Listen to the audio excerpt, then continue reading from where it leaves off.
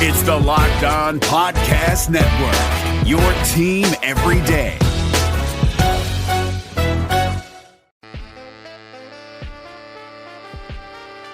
Did you watch every NHL game last night? Of course not. That's impossible. So Locked On brings you Locked On Game-to-Game NHL. With Locked On Game-to-Game NHL, we take you inside every arena to every game and give you the Locked On local experts insight. And by the end, it's as though you were at every game. Find Locked On Game-to-Game NHL on the Locked On NHL feed and follow today. Locked On Game-to-Game NHL, taking you to every arena for every game with the local experts. Locked On Podcast Network, your team every day. Welcome back, everybody, to the Friday episode of the Locked On Fantasy Hockey Podcast, one in which takes a look into a little bit of everything. Lots happening across the NHL. That's why you're tuning in. Let's break it all down for you and get this money. You're Locked On Fantasy Hockey, your daily podcast on fantasy hockey. Part of the Locked On Podcast Network, your team every day.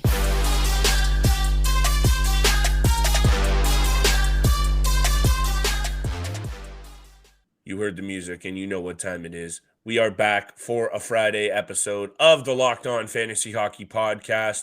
Thank you for making us your first listen every single day. You know we see and appreciate that love, so make sure you smash that subscribe button. And wherever you are, drop us some feedback. Steele and I are steady trying to get better to feed you what you need to rule your fantasy pools. And people, today's episode is brought to you by FanDuel Sportsbook, official sportsbook of Locked On. Make every moment more. Visit FanDuel.com/LockedOn today to get started. Still always trying to make some cute preamble between get started and get started on the episode. And today I need to save every single second we have on the board. There's a lot going on in the NHL. Yeah. And now up until fantasy playoff time, it's creeping. And it's time to get real serious. And honestly, I've been a victim of over this stretch of the season, fantasy-wise, getting a little complacent, getting a little off my team, maybe spending a little bit too much time on TikTok or Twitter or Tinder or whatever it is that you're wasting your time on. You should be looking at your fantasy team right now. This is how you're going to crush it. That's why we have to get to all the top news around the NHL today.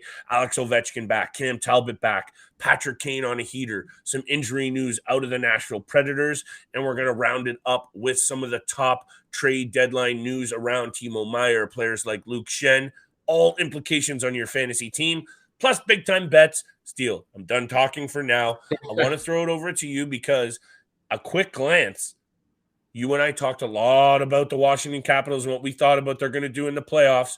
Ovi has missed 4 games. They have lost 4 games without him, 5 straight. Let's start with Ovechkin. What do you think his impact and return will be over the last stretch of this season? Well, it has to be huge no matter what because of the playoff race they're in right now. You know, a couple points back of a wild card spot and not a lot of games in hand. I actually think the teams around them have games in hand on the Washington Capitals, but it's absolutely huge for the success in the future to make a postseason run to have Ovechkin back. Obviously, it's very sad news. Again, losing a father, losing any kind of family member, it's always tough, no matter how old you are, what age or where you are in the world. It's always tough. And like you said, the Washington Capitals have lost their last 5 games, 4 without Alex Ovechkin. He's their captain. He is the number one biggest piece and biggest, the heartbeat, the success of this Capitals organization. So they need him in the lineup. So no matter how sad it is that, losing a family member, they need him in the lineup, and he's now back.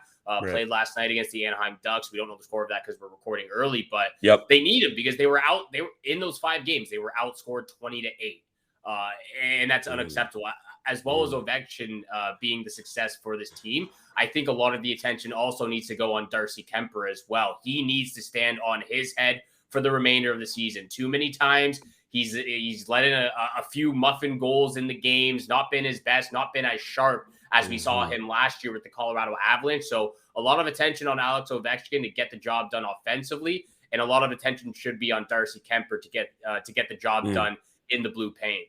It'll be a lot harder with Kemper, what I'm trying to say next, but you and I have looked at this long and hard, and maybe we were looked at for being wrong about this Washington Capitals team because they kind of kept winning. They kept going on mini Yeah. streaks. They looked like they wanted to go down a bad turn of losing, and they kept winning. A big reason why, Alex Ovechkin, but now it's starting to happen, Steele. And I would say if you could maybe package off a couple of these Washington Capitals pieces, as in include a good player with one of these Caps pieces, if you're a fantasy GM, and get back some value if you are in the race.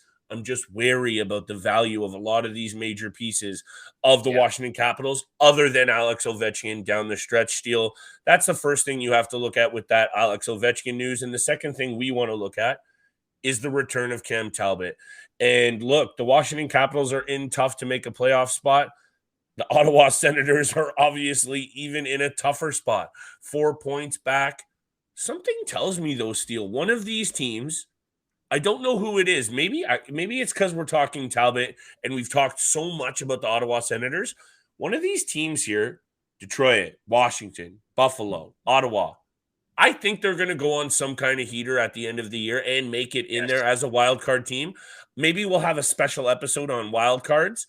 Hit me with your take, though, on Ottawa's chances now that Cam Talbot is back in the cage, because I think he now immediately becomes very valuable down the stretch fantasy-wise. Yeah, I would expect him to get at least 85% of the remaining games in the season. Of course, staying healthy at the same time, but it's absolutely huge news for the Ottawa Senators. Somehow, with everything that they've had to deal with this year, they are still in a playoff race right now. And you know, like it is going to be a very tough stretch for the remainder of the season with the teams ahead of them. But to get one of their one or two starting goaltenders back in the lineup, obviously he goes down to injury, and then Anton Forsberg goes down, tearing both MCLs in his knees. So you're out with your number one and your number two. And even with both of those guys out, like Cam Talbot's last game was January 25th. And in that time, in that stretch, the Ottawa Senators went 6-3-0. You know, Kevin Mandolese and Mad Sogard were able to get the job done without those guys, without the two number one goaltenders. Now that Cam Talbot's back, they somehow, again, managed to keep in this playoff race. And again, like Darcy Kemper, he needs to be a brick wall in the blue paint, as well as, you know, now with the Ottawa Senators unloading Nikita Zaitsek's contract to the Chicago Blackhawks, let Pierre Dorian do his job. Let him go out there, work his magic, and acquire a right shot defenseman that can help Thomas Chabot on the back end. That is the number one piece they are addressing right now. I think they're going to get a deal done by at least the end of this weekend, by Sunday. Because they've been looking like we've talked about with the LA Kings. So it's huge news for the Ottawa Senators to get at least one of their goalies back. Talbot is only owned. I believe he's rostered under 50% on ESPN. So if you need a goaltender right now, you need to go out and grab Cam Talbot. 12, 13-1, one shutout, 2.90 goals against, and a 905 save percentage this year for Cam Talbot. But for me, it's just the hunger and competitiveness still of the top six group in Ottawa. Now they have a goalie back, Steele. And, you know, this is no discredit due to actually even Anton Forsberg, who's gone out, but to the two young goalies who have tried to get it done over the last week or so for the Sens. I think this could be a nice boost of confidence for this young team. And I've just come on this show and talked way too much about how much I like them offensively when they are healthy. We know that hasn't happened this year, Steele, Josh Norris, and otherwise. But all I needed to say was make sure, if you're in need of any kind of goaltending help, if you're looking over Cam Talbot, it doesn't make sense because, Steele, I think the Ottawa Senators are going to get some wins down the stretch. I haven't looked at the schedule, but week to week, Cam Talbot is going to be a great option. A great option is that you tune in for the rest of the show. We're going to get to Ryan Johansson. We're going to get to some top NHL trade rumors involving Luke Schenn and Timo Meier. Of course, we got big-time bets, baby, and we're going to roll out with those. But let me just hit you with our friends from Built Bar. Today's episode is brought to you by Built Bar. And if you're looking for a delicious yet nutritious treat that is low in fat and calories, you know you got to go hit up Built. They are the delicious and nutritious start for everyone in the morning, covered in 100% real chocolate That's right, real chocolate. You know it's Steele's favorite. And I'm serious. It's good before or after the gym because they hit you with those good macros, 17 grams of protein per bar and only 130 calories. Even better, only 4 grams of sugar. And now you actually don't need to wait around to get a box anymore. Yes, you can still go to built.com and order yourself whatever you need, but you can now go to Walmart and Sam's Club and get yourself this deliciousness from Built. Head to your nearest Walmart today, go to the pharmacy section, and grab yourself a box of Built bars. You can pick up a 4-bar box of cookies and cream, double chocolate or coconut puff, or if you're heading down to Sam's Club, hit up that 13-bar box with all the flavors from brownie batter to churro, and you can thank us all later. That's the fire from Built or Built.com, our favorite snack. This is David Harrison from the Locked On Commanders podcast, and this episode is brought to you by US Cellular. At US Cellular, they know phones are great, but they're not always great for us. Sure, they connect us to so much, but they also distract us from, well, us. The us that actually laughs out loud with each other instead of just texting it, that knows being in the same room doesn't always mean being together. So let's find us again by putting our phones down for 5 days, 5 hours, even 5 minutes. Join US Cellular in the Phones Down for 5 challenge. Find out more at uscellular.com/find us.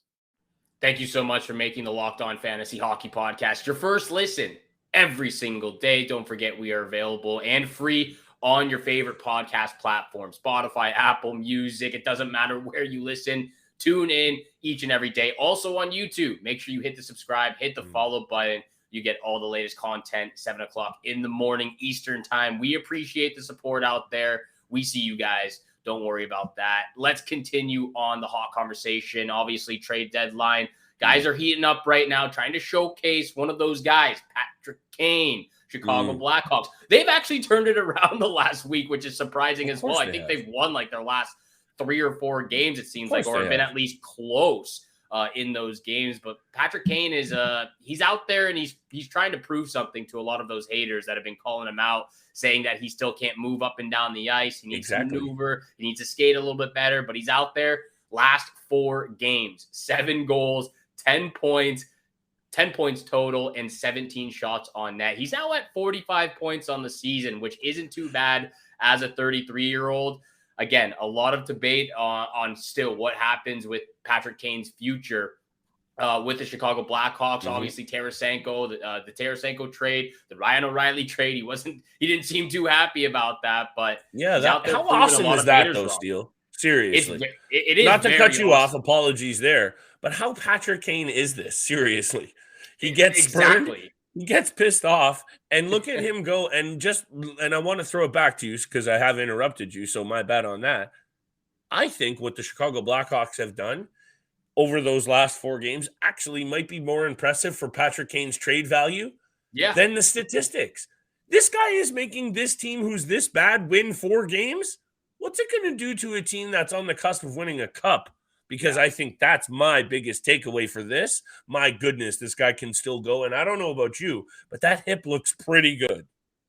No, it does look good. And that's what I'm saying. Even though he's 33 years old right now, he's out there trying to prove all these haters wrong. And that's the thing I love about Patrick Kane's game right now as well, is even though he might not have the same stick handling ability, he might not have the same edge work and the speed, he still is so intelligent on the ice. He figures out where to be exactly at the right time, when to join the rush, where to go to get open. Can't teach that. To set up, you can't teach that. You set up your teammates or get set up by your teammates. And we've seen this chemistry between Kane and Max Domi kind of elevate over the last 4 game stretch as well. So both those 2 players have been heating up. I know there's been a lot of traction around Max Domi as well, but I know Chicago likes him. He likes being in Chicago too. So we'll see what happens with both Patrick Kane and Max Domi in the future ahead of the trade deadline. But let's talk about Ryan Johansson now. Out for the next 12 weeks. He had surgery on his right leg a couple of days ago. And what do you think about the Nashville Predators' chances now, especially, still being out of a wild card spot? Johansson, one of their, I guess, top forwards, out for the next 3 months. So what are your thoughts on the Nashville Predators? He struggled this year, Steele, and that kind of maybe tempers the impact of why, we're talking about Johansson down the lineup today in today's episode. 12 goals, 16 assists in 55 games this season. Obviously a disappointment for a number 4 pick overall and a guy who's been a lot better over his career, especially over the last couple of years.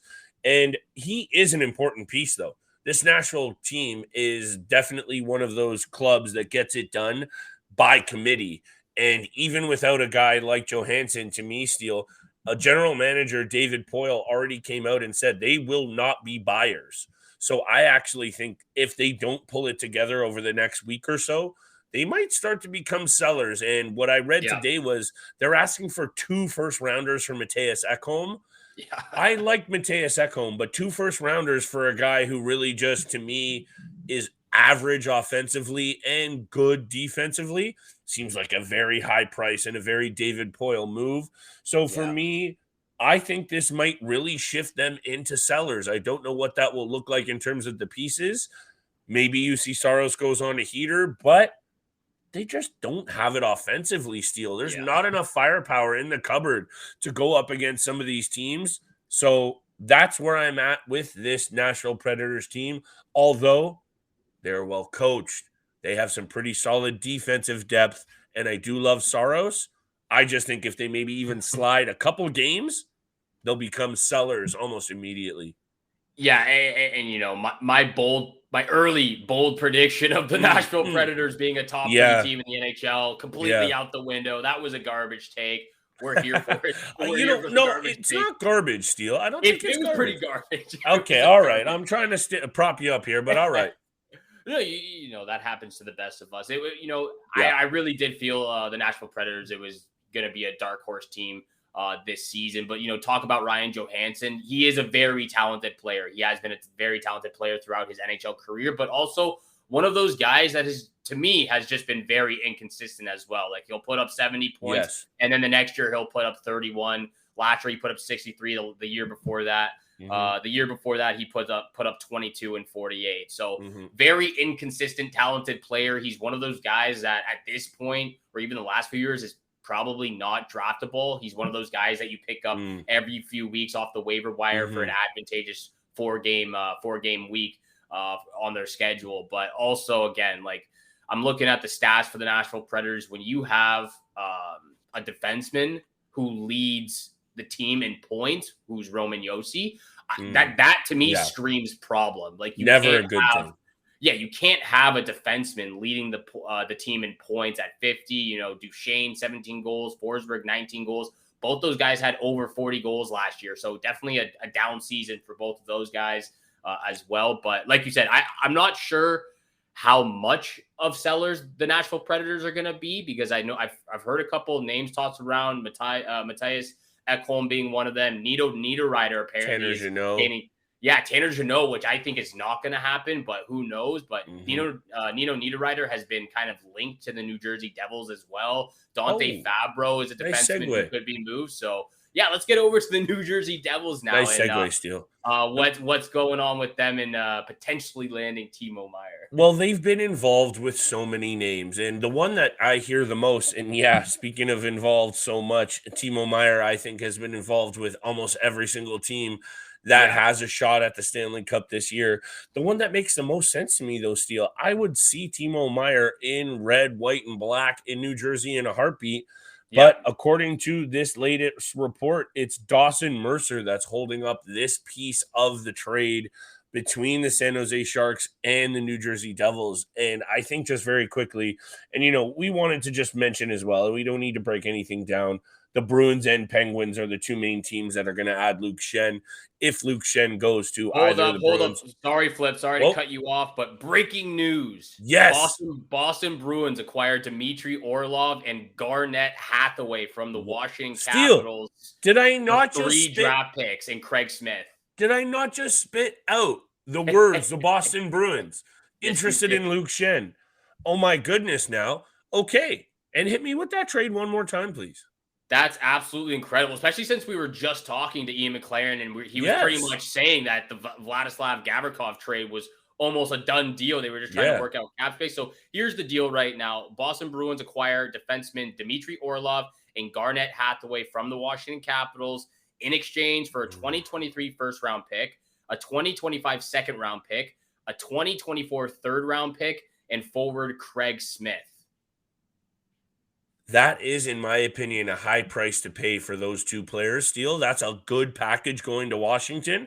But what does it tell me as well?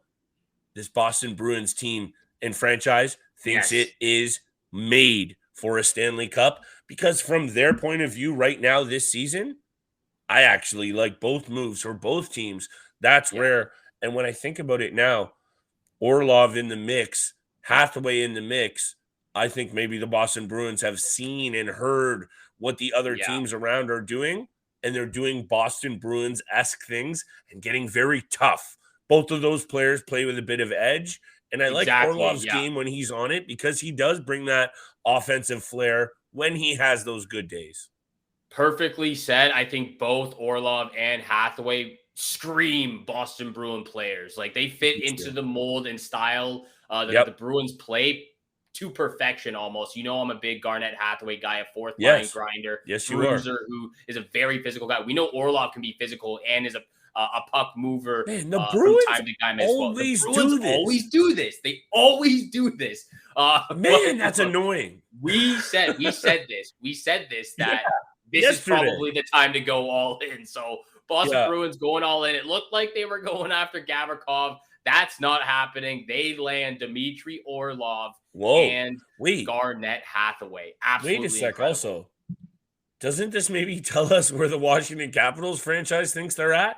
Giving off Orlov and Hathaway right now? I don't see someone stepping in on the blue line, most importantly, this year. To me, Steele, that tells me, and I know Ovechkin said no rebuilding, but that's as close to a move for the future as I've ever seen one for this Washington Capitals team.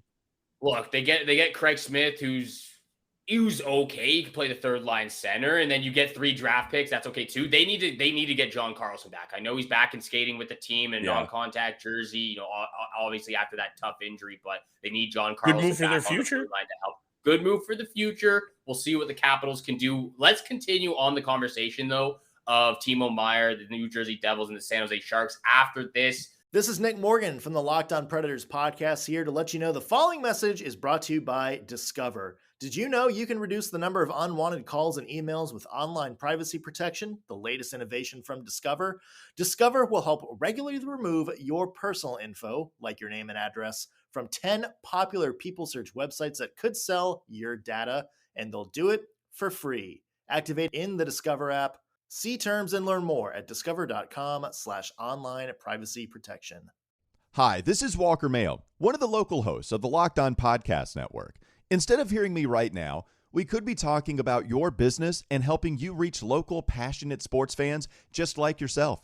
Unlike any other podcast, Locked On gives your local company the unique ability to reach local podcast listeners. If your business wants to connect with local sports fans that are well-educated with disposable income, then let's put your company right here on this Locked On podcast. Local fans love to support local businesses. Text the word advertising to 33777 or visit lockedonpodcast.com/advertising and let us know who you are.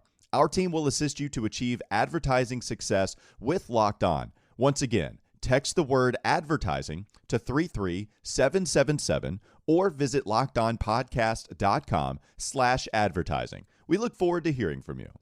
Thank you so much for making the Locked On Fantasy Hockey Podcast your first listen every single day. Don't forget, we are free and available on your favorite podcast platform. So hit the subscribe, hit the follow button. You'll never miss an episode when you are tuned in and subscribed and followed. We appreciate all the love, all the support our listeners show us every single day. We are going to get to big time bets. Lots of juicy games Friday night, Flip. I am looking at a couple of them. But I do want to continue the conversation of the New Jersey Devils and Timo Meier, if you don't mind. I definitely do see Timo Meier ending up as a New Jersey Devil. I think that would be the greatest choice if the Devils could land him. I don't know if you heard this as well, but Apparently, the St. Louis Blues are also in on Timo Meier and are willing to give up 2 first-round picks in order to acquire him. So maybe Timo Meier to St. Louis that can kind of jump in between Jordan Kyrou and Robert Thomas on that top line. Who knows about that future?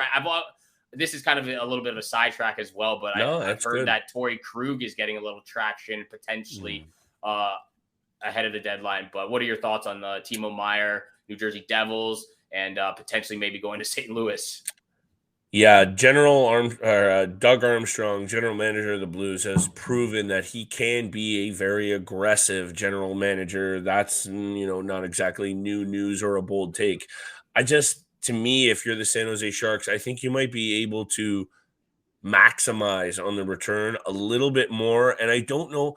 Hey, this is just me thinking with my general manager cap on. And yeah, I've never done an actual job as a general manager, but I would prefer to trade Timo Meier right out of the conference because he is a young enough player and a good enough one that I don't want him to terrorize me in any way. Mike Grier is also a very astute hockey mind that was put in the position that he is for a reason. And I can just see him really making the most of this right now. And to me, the most return comes from a team going for it. The St. Louis Blues might say they're willing to do this and put this out there. Maybe this is a good media spin after losing 2 of your most popular players, maybe your most popular in Ryan O'Reilly. Maybe this is a good way to spin things for your media and otherwise. It doesn't make any sense. The fact that, though, the San Jose Sharks want Dawson Mercer back, that makes a lot of sense because the value in Timo Meier right now is obviously sky high. He's going somewhere, Steele. We just don't know where. And I will say this. If the Devils are able to land Timo Meier and they sign him to a long-term contract along with their other young guys, I think for next year's fantasy draft anyways, Timo Meier and Jack Hughes become automatic second-round picks in any fantasy draft because of how many shots they put on net, the goal scoring ability. Nico Hischier might be a third. Okay, I had to get it in there. Yeah, Jack Hughes and Timo Meier all the way. Next level. There is still so much to happen in the next few days, the next week ahead of the trade deadline. Let's get over to big time bets where the money is made. Yes, sir. Couple games here that I'm really excited about, Flip, and I definitely want your take on these. I'll start off with my first pick. First pick. I'm taking the Islanders on the money line against the LA Kings. Okay. Islanders have a 6-2-2 record in their last 10 games. Even without Matthew Barzal, they're still kind of getting it done. However, the matchups between the Islanders and Kings. Kings have a 5-4-1 record in the last 10 games against the Islanders. However, at the same time, the Kings have lost their last 4 games at UBS Arena. And so the game's in New York. It's on Long Island. UBS Arena. I'm taking the Islanders on the money line because every time it seems like the Kings go there, it doesn't go their way. So Islanders money line, that's my first pick. Yeah, you've been heavy on the trends lately, and I'll say this. Sometimes it can really make you a ton of money. In this case, I don't hate it, but as a listener out there, just make sure that you don't fall in love with the trends. But as a few degenerate partners of mine in the past, trends are usually your friends, people. Speaking of which, let me head over to a game that to me is my favorite on the board in terms of I think is going to be an awesome one to watch. Winnipeg Jets, Minnesota Wild Steel, Colorado Avalanche, Winnipeg Jets. Man, I'm looking at too many games here. Colorado heads into Winnipeg with a 6-3-1 record in tow over their last 10 against these Winnipeg Jets. The Jets have been a little bit up and down, Steel. And I understand that they had a nice 4-1 win against the Rangers only 2 games ago. But other than that, the last 10 days have been bad for this Winnipeg Jets team. And there's going to be growing pains when you just don't have that blue line that I think they need. Otherwise, Colorado, 3-2 against Minnie, 4-1 against St. Louis, and 6-5 against the Edmonton Oilers. I like the odd on the road here. Also, let me hit you with this. Colorado has won 7 of 8 games against their Western Conference opponents, and they are good on the road. They're good against the Central Division. Give me the Colorado Avalanche on the money line, -103. Good odd as well. Yeah, I absolutely love that pick because the Colorado Avalanche right now, they smell blood in the water. Dallas Stars have lost their last 5 games. The Winnipeg Jets are 4-6-0 in their last 10. They smell blood right now. They are coming for the top spot in that Central Division. Yeah, they, obviously once they get Cale Makar back and they get fully healthy, even Gabriel Landeskog whenever he joins the team is still probably the best, if not top 3 in the league. The fact that they've been able to get this done, Steele. They lose Nas, they lose all these major pieces, and they bring in a new number 1 goaltender. Alexander Gorviev is not getting nearly enough love. If I were the rest of the Western Conference, I'd be nervous because if they get healthy at any point, they are the favorite, in my opinion, 100% in the West. Maybe not out of the East because there are some really good teams there too. But yeah, man, start betting on the Colorado Avalanche if you haven't already and pay attention because they're just getting better. I like that pick, and especially it's a pretty good odd -103, like you said. My second pick, I'm actually going to take the Senators on the puck line +1.5 against the Carolina Hurricanes. I said, Talbot, he hasn't played since January 25th, but the Sens did go 6-3-0 in that time. They managed to stay in the race. It's very important that they get at least 3 points in the next 2 games on this road trip. Carolina Hurricanes, their game tomorrow. So Senators puck line 1.5 at +1.5. Not sure what the odds are right now, but I do love them at +1.5 to either keep it a close game or potentially win. And my lock of the night, Flip. If this isn't your lock of the night, I would be very, very surprised it's not. But it has to be the Sabres and Panthers over 6.5 goals for the lock of the night. 2 teams that let in a lot. Is it? It is. Let's go, baby. Let's go. Sabres and Panthers both flipping my lock of the night. You have to go. You've hit this almost 99% of the year. Yeah, man. And hey, look, that is my lock of the night. For the people who aren't on YouTube, first of all, head over to YouTube, drop us a comment, drop us a subscribe. We're here every day, Monday to Friday. I'm showing up the notes to prove 5 of the last 6 between these 2 teams.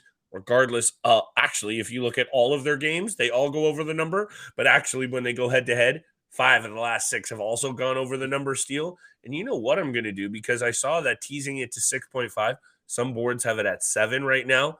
6.5 is still a good odd. Buffalo at Florida is going over the number. Have a look at their recent marks. 9 goals the last game against the Toronto Maple Leafs for the Sabres.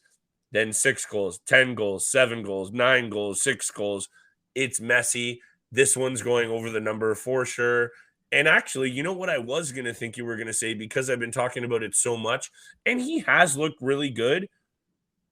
The Toronto Maple Leafs now have the benefit of a line of Ryan O'Reilly, Mitch Marner, and John Tavares, 3 all-stars, 3 captains potentially, taking away the attention from Austin Matthews, Michael Bunting, and William Nylander, another elite line. And I think now you're going to see that attention shift even more. Austin Matthews has looked really good. The last 2 games, 0 points. That's going to change tonight. I've been saying Matthews anytime goal all week long. Minnesota comes into Toronto. Philip Gustafson has been good, but it could be Marc-Andre Fleury in net. And if it is, I expect a lot of goals. Let me just pull this up to finish off my cherry. 9 career games for Austin Matthews against the Minnesota Wild in his regular season career. 8 goals in those 9 games. Give me Austin Matthews anytime goal. That was my second pick, but Steele, we might just have to hammer this Buffalo, Florida over and just, pay for the farm, baby. Let's go. Put the house on it. It's going over Pink the money. slips, baby. We are hammering. Look, I'll say this about the Leafs too. I couldn't be happier with the outcome of all 4 lines right now, even down to the 4th line. Nola Chari, Zach Aston Reese. I really like that line a lot. Steele. No. We gotta pump the tires up. Steele, don't. We gotta get hyped. We gotta get excited. Hey, we gotta do it. We're Leaf fans over here. Let's talk about it after we get out of the first round. But for real, Dubas is not done. If you're seeing how good they are on the ice, I swing for the fences. I go for Jacob Chikrin. I don't even care now. Go for it, baby. Let's plan the parade. Let's go. I want it all in. That might be my end of the episode. I've had a half a land shark take, but That's why you stay tuned to the show, because, Steele, we're going to have a lot more breakdowns, playoffs, Stanley Cup odds, trade deadline news, guests. That's why. Take us away. There's always a ton to talk about fantasy hockey-wise. Thank you so much for making the Locked On Fantasy Hockey Podcast your first listen every single day.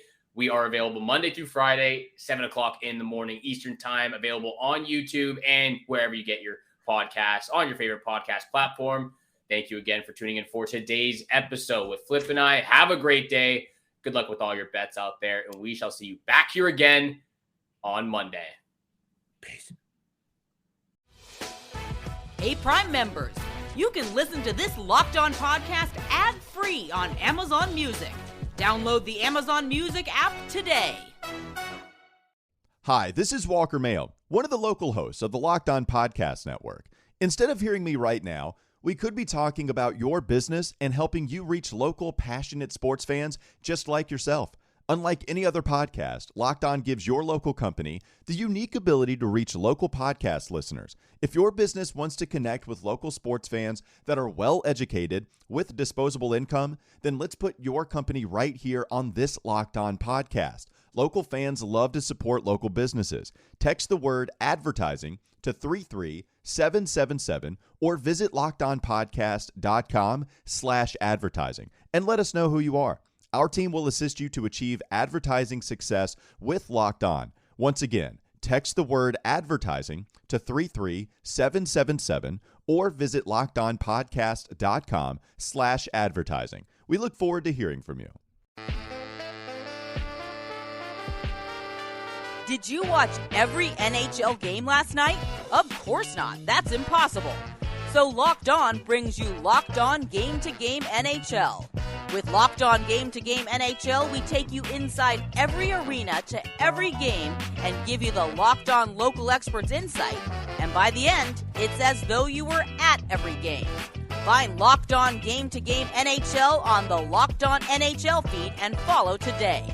Locked On Game to Game NHL, taking you to every arena for every game with the local experts. Locked On Podcast Network, your team every day.